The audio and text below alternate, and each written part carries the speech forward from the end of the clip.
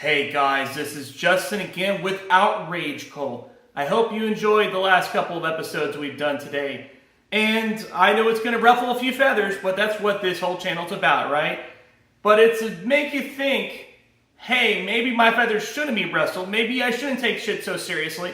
Maybe I should actually work with people and, use my head for once.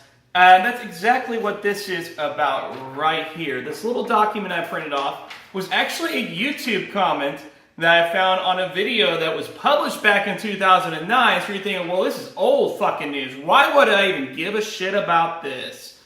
Here's the thing. This whole comment is about not taking personal responsibility, which is a timeless legend and classic that everybody needs to be well aware of. It doesn't matter if you're in 2016 or 616, it still fucking matters to take personal responsibility. And this YouTube commenter cannot take personal responsibility whatsoever. And he hides behind the Bible to defend that. Which I'm not saying there's anything wrong against that. You know, I have a lot of friends and family that are Christians, and they're good, loving, hardworking people.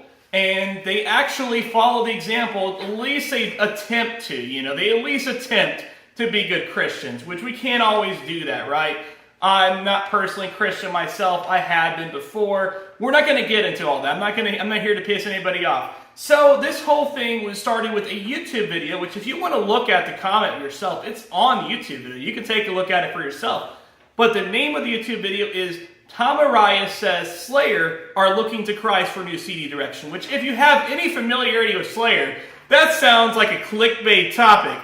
Like, what's Slayer looking to for Christ? Like, oh, let's make a song about how he got crucified and it's all for fake bullshit and whatever, That's Slayer for you. They're all about satanic verses and all that good stuff. It's nothing surprising, right? I mean, they've done this shit for 30 plus fucking years, so people should realize, well, no, that's what the band's about. Although supposedly Tom Araya is actually a Catholic, which I get a crack out of since, the type of music and whatnot. But anyways, there is a YouTube user named No Plan B, which, by the way, probably references to that he's against birth control, which, that's another topic entirely, right? But anyways, here is what he said about Slayer, the band, the music. This music destroyed my son, my marriage, and my family. The Bible is clear on this subject. By their spiritual manifestations, you can know who these people are. The Bible didn't say shit about Slayer. I must have missed that verse. There was no section in the Bible about thrash metal or death metal, at least that I'm aware of. Maybe you can point that out to me. But anyways, let's move on here. That's not really the point of the thing here. A poisonous plant puts out poisonous fruit. I guess he's just trying to point out that they're evil and obviously they're spreading that evil influence, which, hey, I guess could be arguable, right? I mean, they're so evil, right? They clearly destroyed your son, family, and marriage. You had absolutely nothing to do with it, I'm sure. A little clue on your morbid fascination with hell, you're there. My son-in-law, a drummer who wanted to make a big impression at the Battle of the bands, because I can't read apparently, expressed himself on this manner, and I had to watch his parents with dumbass smiles on their faces, nodding their heads in approval. Because, that's what good parents should do. They should encourage their children to take up good hobbies like music and satanic rituals, which clearly those parents did, right? I mean, as a joke, satanic rituals, don't do that, guys. Well, you can do that if you want, just don't make it known, okay? My skin was crawling because I knew where that power came from, because I had it when I wasn't a believer. But I am not a false Protestant now as they are, and certainly not a Catholic, God forbid. Oh, so he actually bashed Catholics, which, funny enough, Tom Araya claims to be a Catholic, so it kind of goes double-ended. Why not? No, we are not deceived. My rap sheet is my only regret. It only makes it harder for me to get my point across, I can't talk right, across, which is, don't go there, it's spiritual death. Which, by the way, he doesn't use any kind of proper grammar in that statement. I kind of had to actually fill it in. Well, I guess he missed a comma, essentially, right? We are the only ones left, so few. who regards righteousness as desirable and who respects God's wishes.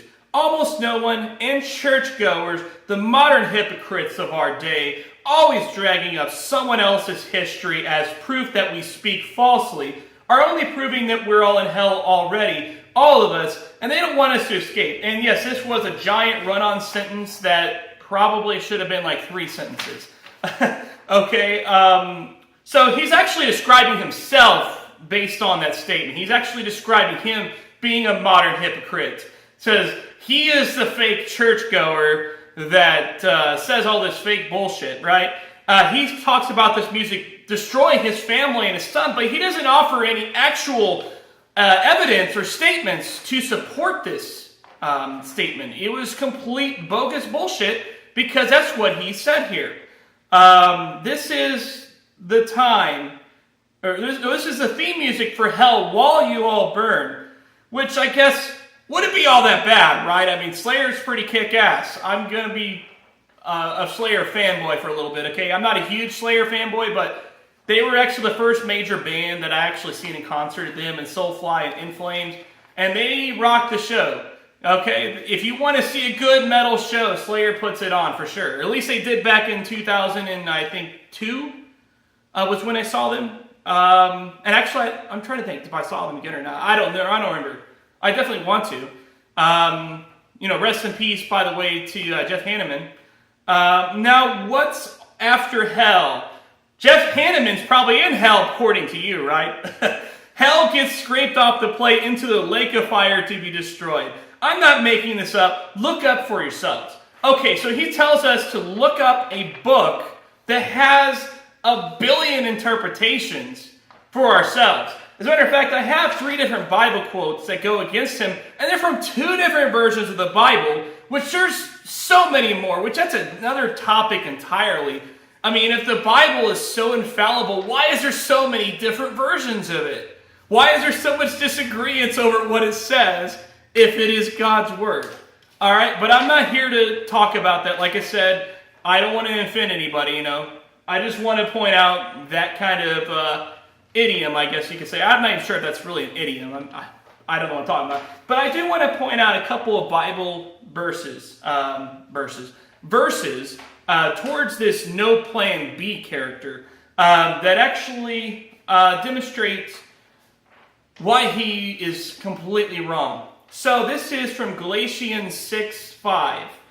This is a King James version. I'm sure you can look up 1 billion other versions and see a slightly different statement of the same thing, right? But it says, "For every man shall bear his own burden." Now, basically, that means that you're responsible for your own actions. You're responsible for your own problems, which this guy is clearly not, because he is blaming a metal band and his son-in-law for ruining his son and thus his marriage and family and all this stuff, when there's only one common factor in all of that nonsense: him. And remember that. That's what personal responsibility is about. It's all about you and what you could have done better. Just remember that, people. 1 Corinthians 13-11.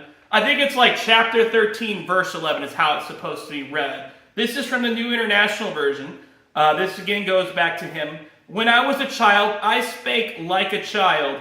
I understood as a child. I thought as a child. But when I became a man, I put away childish things." So essentially, what is childish is blaming others for your actions. Like whenever a kid gets in trouble, what do they sometimes do? Well, sometimes they will fess up on their own. That's definitely what we want to teach them to do. But other times they may blame someone else or something else for that happening. That's what a child does. That's what No Plan B on YouTube does. He is a childish man. He is a man baby, as some people may call nowadays. And here's another statement that I really enjoy. This is from Romans 2:1, chapter 2, verse 1, New International Version again. "You, therefore, have no excuse. You who pass judgment on someone else, for at whatever point you judge another, you are condemning yourself. because you who pass judgment do the same things. And there again, we state that. And I guess I'm kind of a hypocrite because I'm judging him. Therefore, I'm also into that whole camp, right? I mean, I don't know, head blown up. We're all sinners, right? That's what they say. So, I hope you guys enjoy this episode. Remember to always take personal responsibility. Like I said, this is not a current event kind of thing like some of the other videos were. This is a timeless classic that will live on for infamy, I'm sure. In the YouTubes of the internet, I'm sure it'll probably get like 100 views over the next 3 years, and maybe like 3 likes and 10 dislikes or some nonsense like that, because some kind of Christian blogging site will find it and, you know, kind of spread the evil around. You know, I'm evil, ooh, Satan, yeah, whatever. But anyways, hope you guys enjoyed this episode of the Outrage Cult, which is all about showing why people get pissed off for the stupidest reasons. So don't forget to like, comment, and subscribe if you want to see more episodes like this. But till then, Justin, we'll be back again. Actually, that's not how I close it.